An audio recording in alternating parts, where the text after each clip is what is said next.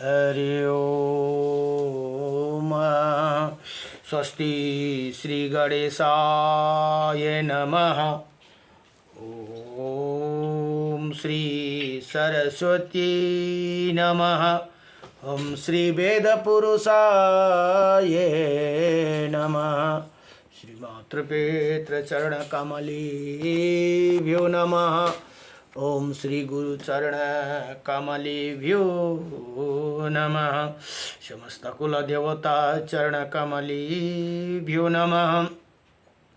समस्त पितृदेवता चरण कमलेभ्यो नमः। कृष्णं नारायणं वन्दे कृष्णं वन्दे व्रजप्रियं कृष्णं द्वैपायनं वन्दे कृष्णं वन्दे पृथासुतं वासुदेवं सुतदेवकं सचारुणमर्दनं देवकी परमानन्दं कृष्णं वन्दे जगद्गुरुं। मुकुं करोति वाचालं पङ्गुं लङ्घयते गिरिं यत्कृपातमहं वन्दे परमानन्दमाधवं। कस्तूरितिलकं ललाटपटले वक्षोविस्तुले कौस्तुभं नासाग्रेवरमौक्तिकं करतले वेणुकरे कङ्कणं सर्वाङ्गे हरिचन्दनसुललितं कंठे च मुक्ताम्बलिः गोपास्त्रीपरिवेष्टितो विजयते गोपालचूडामणिः वंशी विभूषितकर्णं नवनीरदाभत पीताम्बरदारुणाभिमाफलधरोष्टः पूर्णेन्द्रसुन्दरमुखा अरविन्द्रनेत्रात् कृष्णात्परं किमपि तत्तो अहं न जाने। सच्चिदानन्दरूपायं विश्वोत्पत्त्यादिहेतवे त्रापत्राय विनाशायं श्रीकृष्णाय वयं नमः। कृष्णाय वासुदेवाय देवकी नंदनाय च नंदगोपकुमाराय गोविंदाय नमो नमः। जय जय श्री राधे मेरी स्वामिनी मैं राधे जो की दास। जन्म जन्म दीजियो मोहे श्री चरण को वास। जन्म जन्म दीजियो मोहे श्री वृंदावन को वास। नारायणं नमस्कृत्यं नरं चैव नरोत्तमं देवीं सरस्वतीं व्यासं ततो जयमुदीरयेत्। श्री परमात्मने नमः। ओम गुरुर्ब्रह्मा गुरुर्विष्णु गुरुदेव महेश्वरः। ये निकाला यहाँ बड़ा गुरु साक्षात परम ब्रह्म। यहाँ यो थाली निकाल। गुरु साक्षात परम विषय छ नि परम ब्रह्म तस्मै श्री गुरुदेव नमः। थालसँगै निकाला। अखण्ड मण्डलकारकं व्याप्तयणं चराचरं तत्पथं दर्शितं येनं तस्मै गुरुदेव नमः। अहिले फोन गरेर भन्नु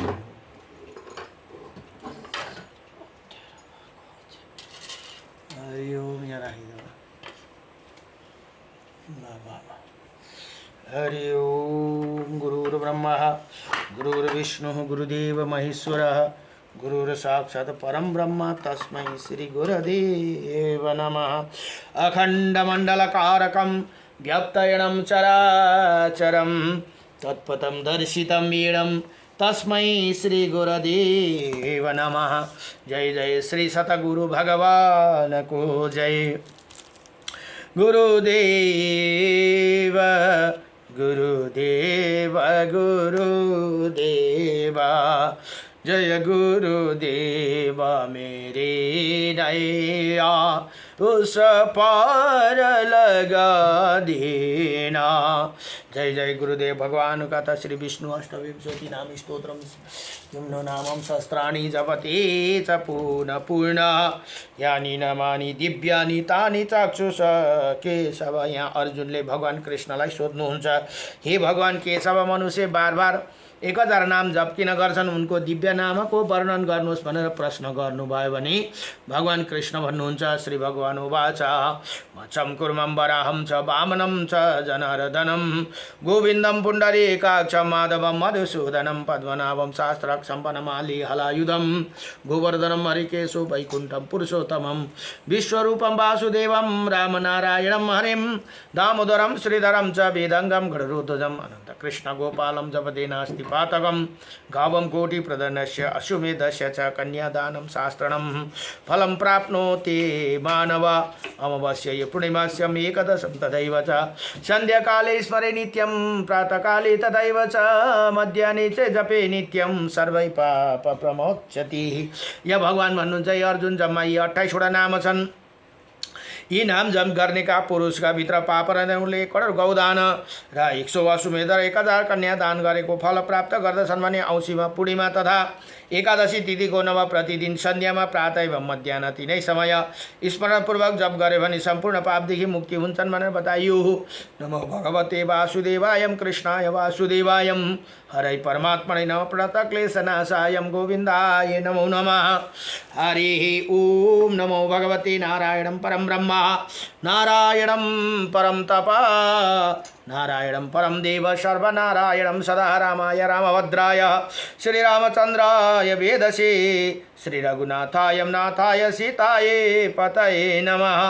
आये काचौं इस जगतमा सबले लिनो सरे का नाम मुदास युगनाथ को सबमा राधे राधे श्याम राधे राधे गोविंदा गोविंद राधे राधे राधे गोविंदा गोविंद राधे गोपाल राधे बोलो गोविंद राधे गोविंद गोविंद गोपाल राधे राधे राधे राधे राधे गोविंदा राधे राधे राधे राधे राधे गोविंदा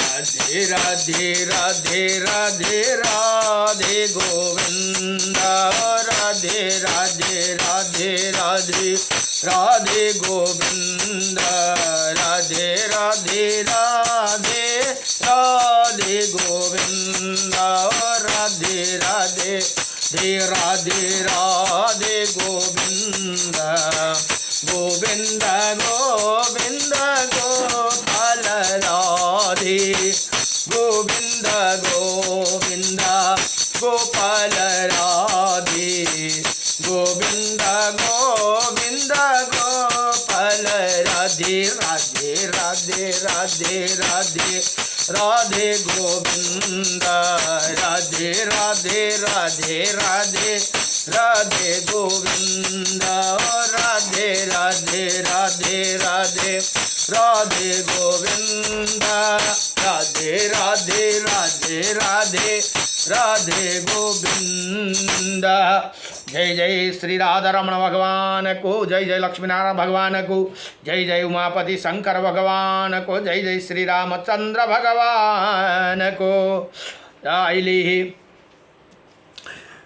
श्री भविष्य महापुराण अध्ययन हुँदैछन्। भविष्य महापुराणमा जम्मा 14,000 श्लोक छन् भने 3 भाग गरेर 585 अध्याय छन्। 585 अध्याय भने 3टा बुक छन्। 3 भाग गरेर यो प्रथम भागको प्रसङ्ग आज 15 र 16 को अध्यायमा अब स्त्री धर्मका प्रसङ्ग भनेर यहाँ भन्नुहुन्छ। ब्रह्मा बताउनुहुन्छ, ऋषिमुनिहरूले प्रश्न गर्नुहुन्छ भने स्वयं ब्रह्माजीले बताउनु हुँदैछ। अब भन्नुहुन्छ, ब्रह्मवाच हे दुर्भाग्य स्त्री सर्वदा उपवास आदि करते ब्रह्म कार्य में विनिष्ठ सहयोगी रहे सातों से कभी अपने सौता से कभी अपने प्रशंसा ना करे, अपितु अपना निंदा की ही बखान करती रही। प्रशंसक आने पर अपने पति की अपने प्रति ईर्षा अनसूया तथा अनेकों असूया तथा अनेकों प्रति प्रेम का दर्शन करे। ऐसे कहा कहा है कि पति मेरे जैसे हतभाग्य को जो कुछ प्रदान कर रहे हैं वही अधिक है, इसी में मैं संतुष्ट हूँ। मैं भाग्यवती हूँ जो ऐसे दीर्घजीवी की भार्या बनी हूँ। कभी भी आभूषण रहित न रही और अधिक आभूषण भी धारण न करे। उसे आकरण सुगंधित द्रव्य तथा पुष्पमाला भी धारण नहीं करना चाहिए भनेर यहाँ बताउनु भयो। इसी से ये सब मात्र पति के सेवार्थ का प्रसन्नार्थ ही धारण करे। उसी समय ही अत्यंत न्यूनम मात्र से ये सब धारण करे जो पति के विशेष प्रियतमा श्रोता हो। पुष्पादि आदि प्रयोग ऐसे करना चाहिए कि आभूषण आदि उस समय भी दिखलाई ना पड़े। वही अपने कुक्षी उदर प्रभृति गुप्त अंगों को विशेष अच्छता करे, विशेष स्वच्छता करे। सदा स्वादि स्वादित से रहित स्वच्छ रहे। दांत नाक पैर और लगे कीचड़ आदि को तथा दुर्गंध को भी साफ करे। पति को प्रसन्नता को उचित हो यही करे।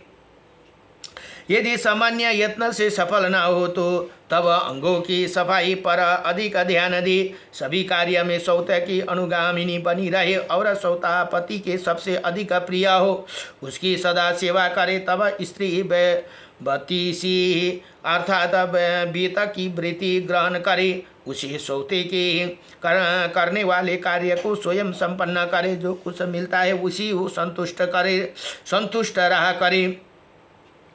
वही वो सभी कार्य गोपनीयता के से करती रहे। जो पति के प्रतिकूल न हो। कोश वस्त्र अन्न तांबूल सुगंधित पदार्थ पिए तथा औषधि के बिना दिए लिए विरोध वृद्धि होती है। बिना दिए लेने से विरोध वृद्धि होती। इन सबको पति अथवा पति अथवा पति प्रिया सौते को अनुमति बिना ही लेना चाहिए भनेर यहाँ बताउनुहुन्छ। यहाँ बताउनुहुन्छ वो दुर्भाग्य वधु ऐसे सभी कार्य करे जिसके कुल वधु को करना नहीं चाहिए। तथापि सेवा का आदि द्वारा किए जाने वाला कार्य को घर की सफाई आदि अपने कल्याणार्थ को करे। वो पति तथा सौते सभी संतान का तेल मर्दन उबटन लगाना, स्नान कराना, भोजन बनाना, अलंकृत करना जैसे दाई के कार्य हो स्वयं आदर से करना चाहिए। वही दुर्भाग्य वधु सौते की बदलो बालकों को भी अपना बालकों की तरह देखभाल करे। अपने पास से धन व्यय करके उन्हें आभूषण आदि का प्रबंध करे। स्त्री की संपत्ति का उपभोग उनकी संतति तथा पति एवं स्वयं करती है भनेर बताउनु पूर्वार्थ। धन संग्रह की भावना का अभिनंदन करके वृद्ध अवस्था में उसके उपभोग करे भनेर यहाँ बताउनु भयो। अब भन्नुहुन्छ उपभोग होना अथवा वो न होना कर्माधीन है, उसके संग्रह को कोई तारम्य नहीं है। इसीलिए पूर्व अवस्था में संग्रह करना आवश्यक है। इसी सब को करने का दुर्भाग्य स्त्री भी सत्कर्मों की ख्याति प्राप्त कर लेती है। जन्म से नारी ना हो तो सुभागा होती है दुर्भाग्य, परंतु व्यवहार से ही वो दुर्भाग्य अथवा सौभाग्य हो जाती है। स्त्री के दुर्भाग्य होने के कारण यही है कि पति की मनोदशा का ज्ञान न होना तथा उसके मन को अनुकूल न चलने के कारण तथा समाज के नियम के विपरीत कार्य द्वारा ही दुर्भाग्य बनी रहती है भनेर बताउनुहुन्छ। व्यक्ति की मनोवृत्ति को अनुकूल चलने से पराये भी प्रिय हो जाते हैं तथा व्यक्ति के मन ही धारा के विपरीत विचार चलने वाला आत्मीय जन भी विरोधी प्रतीत होते हैं। अतः स्त्री को चाहिए कि कार्य क्षेत्र में तथा सभी अवस्था में मन वचन कर्म शरीर से पति का ही प्रिय करे तथा सदा ही अनुकूल रहे। पति सौते में जो जिसे अधिक प्रेम करता है उसे पति का संयोग कराने का प्रयत्न करे। इसमें भी विघटनकारी ना बने। जो पति प्रिय सौते क्रुद्ध हो गई उसे भी प्रयत्न से द्वारा प्रसन्न करे भनेर यहाँ बताउनुहुन्छ। दुर्भाग्य स्त्री अपने उसे सौते के पैर दबाने, मालिश करने, शरीर को सहलाने तथा तेल मालिश करने के कार्य को कुशलता से करे। शरीर का स्थिति के अनुसार शरीर मालिश तथा दबाने की 3 प्रकार है। मुटु, मृद, मध्य, गाढ़ सौते के शरीर के अंग की स्थिति के अनुसार दुर्भाग्य स्त्री उसी पर पति प्रिया सौता का सवाहन मर्दन करे जिसे उसे सुखा मिले। लोग बहुत बाहुवक्ष, कमरा, पुष्ट देश, कंधे, सिर तथा पेरा आदि गाढ़ा मर्दन पसंद करते। अन्य स्थल का मध्यम मर्दन करना चाहिए भनेर यहाँ बताउनुहुन्छ। मांस रहित अंगों का नाभि से मूल के मध्य स्थल, हृदय तथा कोपल आदि का मृद मर्दन करना चाहिए। जंगा जागृत अवस्था में गाढ़ा मर्दन, सुषुप्त अवस्था में मध्यम मर्दन कहा गया। निद्रा मग्न होने पर मृद मर्दन करती रहे अथवा मर्दन बंद कर देने। अन्य सभी अंगों का तथा जहाँ रोम अधिक वही मर्दन ना करे वही मर्दन वर्जित है। जो खुजली होती है वही पर तेल और मुलायम करके प्रचुर मर्दन करे। जहाँ स्पर्श करने पर रोमांचित अथवा अवस्था हो जाए वहाँ कोमलता से नख का स्पर्श कराते मृद मर्दन करे, जिसे पुल का वली का अनुभव हो। शरीर सिर के ऊपर उभय पार्श्व में धीरे धीरे खुजाने वाले तबा शरीर रंग के काला भाव जागृत करने हेतु, निद्रा लाग्ने हेतु तदनुसार अंग मर्दन करे भनेर यहाँ बताउनुहुन्छ। बैठे खड़े संतुष्ट सुप्त जागृत अवस्था में मर्दन प्रशंसित है, क्योंकि ये अतिशय सुखदायी हो जाते हैं। जिसे अंग के मर्दन से पति सुख अनुभूति करता है वही पुल का वाली उठे वो नेत्र बंद कर ले। उसी अंग को बार बार मर्दन करना चाहिए, उसी मूल आदि स्थानों को। यदि पत्नी अपने हाथों को मर्दन शक्ति संकेत करते हैं तब वो निपुण वधु वा सर्वाधिक मर्दन संपन्न करे जो नारी है। इन नियमों का सत्कर्ता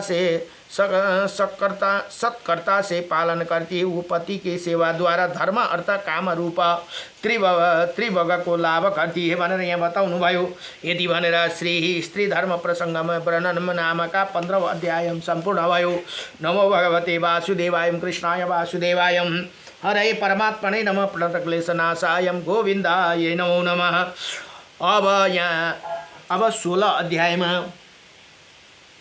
अब ब्रह्मा के अर्चना का वर्णन भनेर यहाँ बताउनुहुन्छ। अब फेरि सुमन्तु ऋषि र शतानिक राजा को प्रसंग यहाँ आउनुहुन्छ। अब सुमन्तु भन्नुहुन्छ, हे रेम ऋषिगण हो, भगवान ब्रह्मा का इसी प्रकार समस्त स्त्री लक्षण तथा उसके सत्कर्म कर्तव्य का वर्णन करने के उपरांत स्वस्थान चली गई। हे राजन, उनसे ये सब प्रसंग सुनकर ऋषिगण ने भी स्वस्थान गण किया। हे राजन, इसके पश्चात उपयुक्त शुभ लक्षण गृहिणी के पाकर गृहस्थ आश्रमों के जो कर्तव्य है वो सुनो भनेर यहाँ बताउनुहुन्छ। अब गृह सूत्र में कहे विधि अनुसार वैवाहिक अग्नि में यथा विधान कार्य संपन्न करे। गृहस्थ आश्रम के पंचमा यज्ञ का पाक विधान को नित्य करता रही। 5 हिंसा लगती है जो उनकी स्वर्ग प्राप्ति का बाधक है। ये कड़वी चावल धान आदि ओखली में कूटने से उसमें स्थित जीवा मृत्यु हो जाती है। द्वितीय से पयेषणी अथवा चक्की के पीसने से भी अन्न को जीवा मर जाते हैं। उदा कुंभी। तृतीय हिंसा को अर्थात कलश से जल भरते समय अनेकों जीवा में मृत्यु हो जाते हैं। चौथी प्रमाजरनी अथवा झाड़ू देने से अनेकों जीवा मृत्यु हो जाती है। 5वां है चूल्हा साफ करने से कितने ही जीव मर जाते हैं। इन हिंसा को मुक्ति एवं शुद्धि हेतु विद्वानों द्वारा पंचमहायज्ञ का नियम बनाया गया है। गृहस्थ को इन्हें अनुष्ठान नृत्य प्रति करना चाहिए। शिष्यगण को विद्या प्रदान करना। ब्रह्म यज्ञ को पितरों का तर्पण पितृयज्ञ है। हवन देव यज्ञ है। बलि वैश्य देव भौम यज्ञ है। और अतिथि पूजन सेवा अतिथि यज्ञ है भनेर यहाँ पंचयज्ञ भनेर यहाँ बताउनुहुन्छ। पञ्चबली भनेर भनिन्छ नि 5 चिजलाई खुवाउनु पर्यो। अतिथि, ब्राह्मण, गौ, चराचुरुङ्गी अथवा यी जब जन्तुहरूलाई त्यहाँदेखि अग्निलाई भनेर यहाँ बताउनु भयो। के भन्नुहुँदैछ? पंचमहायज्ञ में नियम बनाया गया, गृहस्थ को इनका अनुष्ठान नित्य प्रति करना चाहिए। शिष्यगण को विद्या प्रदान करना यो पनि एउटा यज्ञ हो, ब्रह्म यज्ञ है। अब भनेर यहाँ बताउनु भयो पितरों को डेली तर्पण दिनु पितृयज्ञ हो। हवन देव यज्ञ, बलि वैश्यो देव, भौम यज्ञ और अतिथि पूजन ये सेवा सब अतिथि यज्ञ है भनेर यहाँ बताउनु भयो। अब यो गृहस्थ स्वशक्ति के अनुसार इन पंचयज्ञ को नित्य करता है। उन्हें व्यक्ति क्रम नहीं करता। उपरोक्त 5 हिंसाओं के पातक से लिप्त नहीं होते। जो अतिथि भूत पितर तथा स्वकल्याणार्थ का नहीं करता है वो तो जीते भी मृत्युवत है भनेर यहाँ बताउनु भयो। अब यहाँ शतानिग्री राजा भन्नुहुन्छ, हे द्विजवर, जिस जागृत जिस गृहस्थ के घर में वैवाहिक अग्नि नहीं है वो मृत कि ये निसंदेह अग्नि के तो श्रेष्ठ ब्राह्मण होकर भी देवाराधना नहीं कर सकता। मुझे इस संबंध को ये जानने के लिए कौतूहल है कि निराग्नि विप्र के ऊपर देवगण किस प्रकार प्रसन्न होकर उसका कल्याण करे भनेर यहाँ बडो दिव्य प्रसंग सोध्नु भयो। अब सुमन्त ऋषि भन्नुहुन्छ, हे राजेंद्र, अपना प्रश्न अत्यंत उत्तम है। जो परम तत्व को सुनने के जो निरा अग्नि है उनका कल्याण का उपाय करता हूँ, सुनो। हे राजन, इसी दीजों पर देवगण व्रत, उपवास, नियम तथा नाना दान किसे भी प्रसन्न हो जाते, इनमें संदेह नहीं। हे महापति, हे कुरुनंदन, विशेषकर कतिपय तीर्थों पर उपवास करने से उनका देवगण की कृपा मिलती है भनेर यहाँ बताउनु भयो।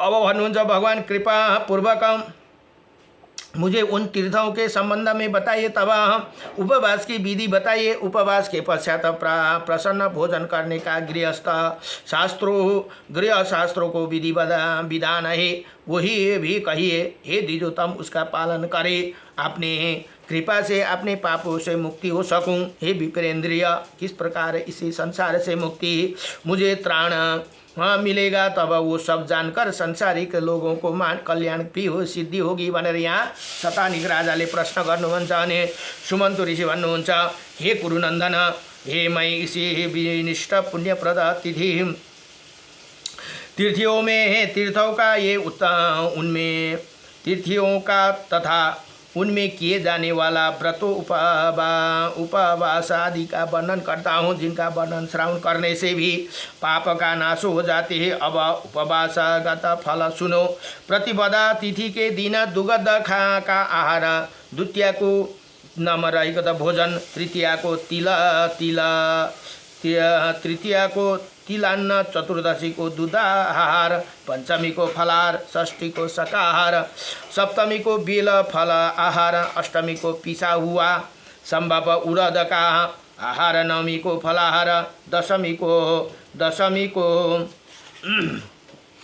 घृत आहार, द्वादशी को दुग्ध आहार, त्रयोदशी को गोमूत्र आहार, चतुर्दशी को जौ का आहार भनेको जौ खानु, जौ को पिठू, पूर्णिमासी को कुशयुक्त जल का आहार, अमावस्या को कृष्ण पक्ष में हविष्यान्न आहार करना चाहिए। विभिन्न तीर्थों में इन आहार का विधान है कि विधान से एक एक पक्ष का नियम रखना चाहिए। अश्वमेध एवं राजसूय यज्ञ में भी 100 गुणित फल प्राप्त करते। इसी विधान से 8 मास पर्यंत नियमों का पालन करता रहे। अप्सरागण तथा गंधर्वगण द्वारा उपगायन होकर 1000 चतुर्युग पर्यंत स्वर्ग में वास करते हैं। उसे राजसूय तथा अश्वमेध यज्ञ का 1000 गुणित अधिक फल प्राप्त होते। यो नियम पालन गरे भने यति फल पाइन्छ भनेर यहाँ बताउनुहुन्छ। 1 वर्ष पर्यंत उक्त नियम अनुवर्तित करने वाला अप्सराओं तथा गंधर्वों द्वारा स्तुत होकर मनमंतर पर्यंत स्वर्ग में रहता रहे, उसे एक मनमंतर श्रविति सब वृत्ति लोक में भी निवास करते हैं। राजन, इसी नियमों का अश्विन की नवमी, माघ की सप्तमी, वैशाख की तृतीया तथा कार्तिक की पूर्णिमा का व्रत आरंभ करने वाला दीर्घायु प्राप्त करके सविता का लोक प्राप्त करते। भले ही ब्रह्मचारी, गृहस्थ, वनप्रस्थ, नर नारी, शूद्र जो कोई भी हो, उसे मन तथा इंद्रियों को संयम रखते व्रत करने पर उसे फल अवश्य मिलेगा भनेर बताउनुहुन्छ। हे राजन, जो पूर्व जन्म में ही तिथियों को दिन में उपवास तथा इन विधानों से पालन कर चुके हो, तीर्थ यात्रा में 3 रात्रि उपवास रह चुके हो, गुरु माता पिता को सेवा में रत रह चुके हो, उसे जिन्हें स्वर्ग आदि भोगार्थ कर्म करने हेतु इसी मृत्यु भूमि पर जन्म लिया हो, इसे लोक में पूर्व जन्म कृत उक्त पुण्यों का फल प्रत्यक्ष प्राप्त करते ही ये देखा है भनेर यहाँ बताउनुहुन्छ। हाथी, घोडे सवारी, रथ, धन, रत्न, सुवर्णलय, कंठाहार, करधनी, कटी, सूत्र, यज्ञ, पवित्र कुंडल, मुकुट, सुंदर वस्त्र, सुंदरी स्त्री, सुंदर चंदन आदि सुंदर रूपगण, दीर्घायु, आदि व्याधि से रहित आदि समस्त फल का दान तथा उपवास में रहत रहने वाला पाती ही नित्य गीता बाधा मंगल का दूरा पुण्यात्मा व्यक्ति शयन उपरांत जगाए जाते। इसके विपरीत इन पुण्य रूप उपवास विधान का पालन नहीं करता, उक्त दाना में सत्पात्र को प्रदान नहीं करते, वो पुण्य विहीन भी इसी संसार में प्रत्यक्ष लक्षित होते। सब काने कोड़ी बघीर जड़ मुका बका लिंगा रुगणा दरिद्र व्याधग्रस्त्य क्षीण आयु रूप देखे जाते भनेर यहाँ बताउनु भयो। अब भन्नुहुन्छ यहाँ शतानिक फेरि भन्नुहुन्छ, हे द्विज गण दे, हे द्विज शतम, जो अपने कृपा पूर्वक समुचित रूप से इसी तीर्थ को महान वर्णन किया। हे द्विज श्रेष्ठ, इसके संबंध में विस्तार से कहिए कि तिथियों का जो रहस्य है देवगण उसे विशेष चेष्टा हो, उनके जो प्रिय भोज्य हो, इन सब का नियम हो, उन्हें मुझे विस्तार से कहिए कि धर्मज्ञ इन्हें से निंदित होकर यज्ञ फल पा सकूँगा भनेर यहाँ बताउनुहुन्छ। अब सुमन्त ऋषि भन्नुहुन्छ, इन तिथियों का जो विशेष रहस्य है उपदृष्टि भोज्य सामग्री के जो विशेष फल है उसका उपसित करके जो नियम है उन सब रहस्यों को आपने बता रहा हूँ। विशेष रूप से स्त्री हेतु सब रहस्य इतने गुप्त है कि मैंने किसी प्रकार को आज भी आज तक नहीं बताया है। महाभाव नारद दिशा देवता की जो तिथि है उनका व्रत नियम रहस्य इसे वो सुनो। संक्षेप में मैं इनके वर्णन का प्रसंग में सृष्टि पूर्व का वृत्तांता सुनिए।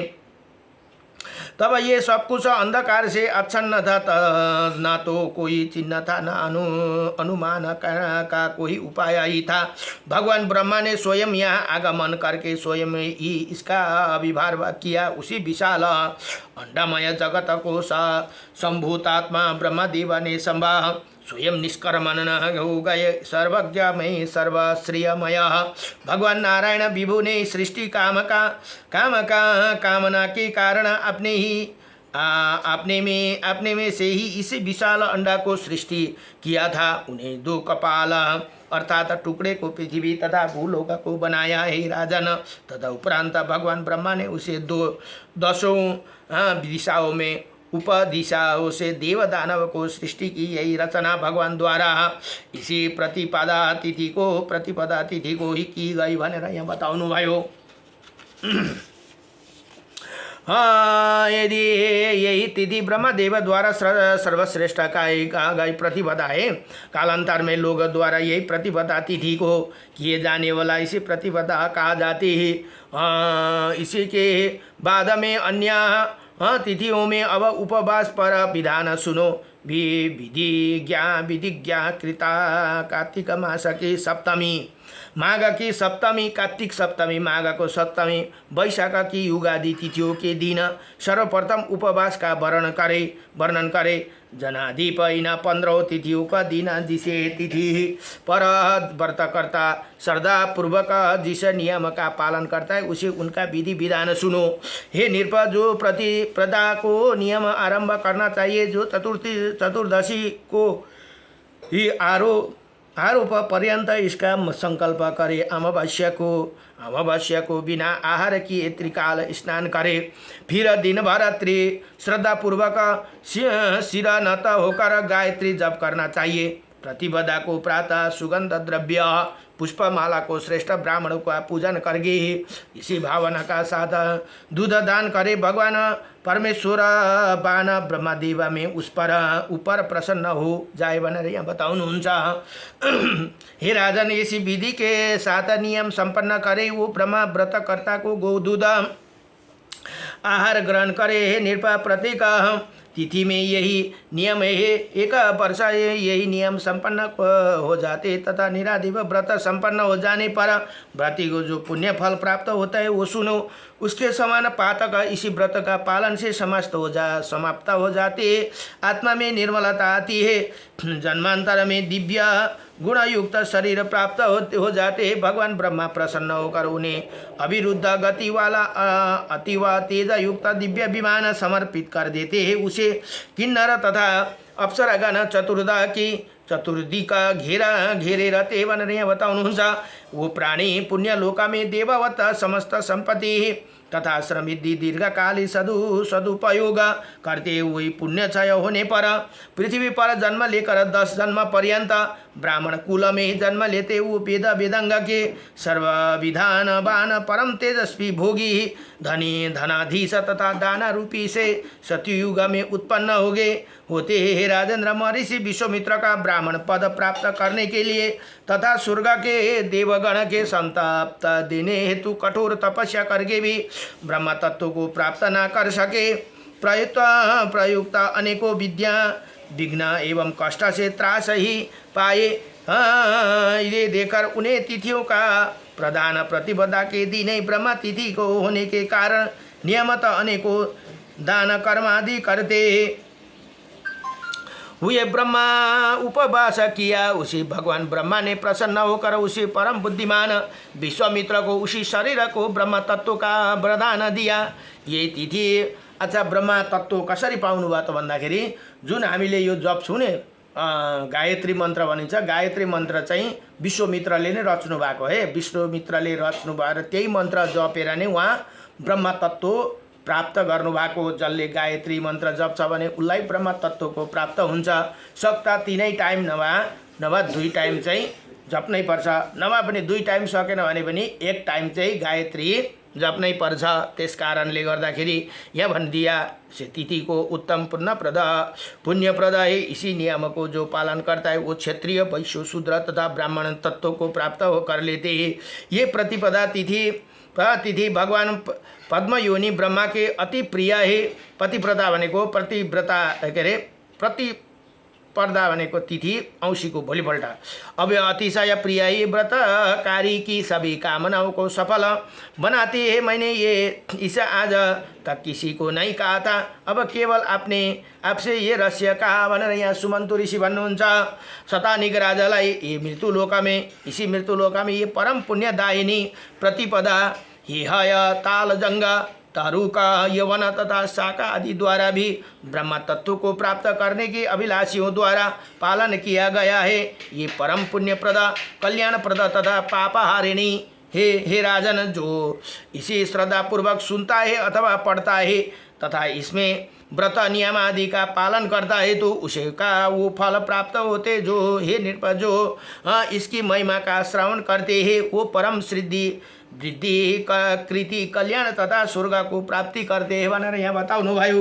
यति भनेर ब्रह्मा के अर्चना का वर्णन नामका 16 अध्याय संपूर्ण भयो श्री भविष्य महापुराण को। नमो भगवते वासुदेवाय कृष्णाय वासुदेवाय हरे परमात्मने नमः प्रणत क्लेशनाशाय गोविंदाय नमो नमः। श्री कृष्ण गोविंद हरे मुरारी हे नाथ नारायण वासुदेवम अनंत वैकुंठ मुकुंद कृष्ण गोविंद दामोदर माधवेति। अब भोलिको प्रसङ्गमा अब ब्रह्मा के अर्चना के विधि तथा वर्णन भनेर यहाँ बताउनुहुन्छ। यो चाहिँ अलिक लामो अध्याय रहेछ है। हरि ओम नमो भगवते वासुदेवाय। लामो रहेछ अध्याय भोलि। यहाँ ब्रह्मा के अर्चना की विधि का वर्णन भनेर भोलि बताउनुहुन्छ भोलिको प्रसङ्गमा। नमो भगवते वासुदेवाय। श्री कृष्ण गोविन्द हरे मुरारी हे नाथ नारायण वासुदेवं हे चामनारायण हे मुकुंद लक्ष्मीपते केशव वासुदेवं श्री कृष्ण गोविंद हरे मुरारी हे नाथ नारायण वासुदेवं। नमो भगवते वासुदेवाय नमः।